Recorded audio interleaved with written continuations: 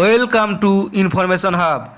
NMMAC 2023 অর্থাৎ national means cum merit scholarship examination 2023-এর result out হয়েছে। 2023 সালে ক্লাস 8-এ এই পরীক্ষায় যারা সিলেক্টেড হয়েছে তাদের নাম ওয়েবসাইটে আপলোড করা হয়েছে। নিজের নাম এই তালিকায় রয়েছে কি কিভাবে দেখবে আজকের ভিডিওতে দেখাবো। তোমরা প্রথমে গুগলে আসবে, গুগলে এসে লিখে দেবে WBSCD স্কলারশিপ। এই WBSC স্কলারশিপ লিখে সার্চ করে দেবে। তারপর এই পেজটি খুলবে।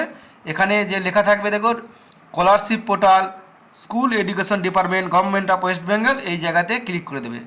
এখানে ক্লিক করে দেওয়ার পর এই পেজটি খুলবে।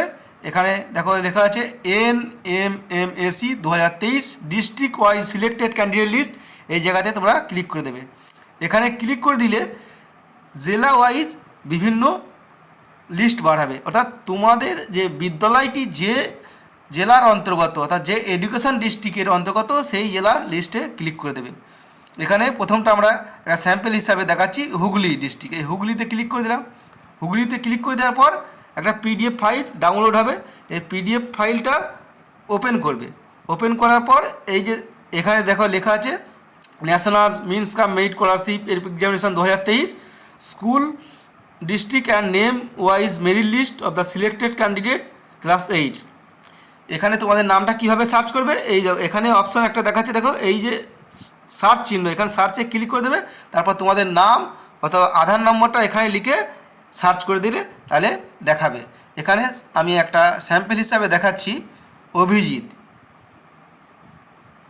এখানে তোমাদের এই যে অভিজিৎ এখানে দেখো মার্কিং হয়ে গেল। তাহলে এখানে নিজের রোল নম্বর দিয়েও সার্চ করতে পারবে, আধার নম্বর দিয়েও সার্চ করতে তোমরা পারবে। এই প্রতিটি জেলার যে PDF লিস্ট এই ডিসক্রিপশনে তোমরা পেয়ে যাবে, সেখানে ক্লিক করে PDF ডাউনলোড করতে পারবে। প্রতিটি জেলার যে সমস্ত ছাত্রছাত্রীরা সিলেক্টেড হয়েছে তাদের ডিস্ট্রিক্ট ওয়াইজ লিস্ট আমার এই ভিডিও ডেসক্রিপশনে দেওয়া আছে, ওখান থেকে ডাউনলোড করে নিতে পারবে।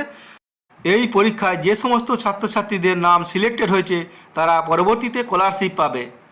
এর জন্য তাদের ন্যাশনাল মেরিট কাম মিন্স স্কলারশিপের জন্য আবেদন করতে হবে। কবে কিভাবে করতে হবে সেই বিষয়ে ভিডিও করে পরবর্তীতে চ্যানেলে জানিয়ে দিতে হবে। সেই জন্য চ্যানেলটি সাবস্ক্রাইব করে রাখুন। পরবর্তীতে স্কলারশিপের আবেদন না করলে কিন্তু টাকা পাওয়া যাবে না। ভিডিও ভালো লাগলে লাইক করবেন এবং শেয়ার করে সকলকে এই বিষয়ে জানিয়ে দিন, যাতে সকলে এই বিষয় সম্বন্ধে জানতে পারে। পরবর্তীতে আপডেট পাওয়ার জন্য চ্যানেলটি অবশ্যই সাবস্ক্রাইব করে রাখুন।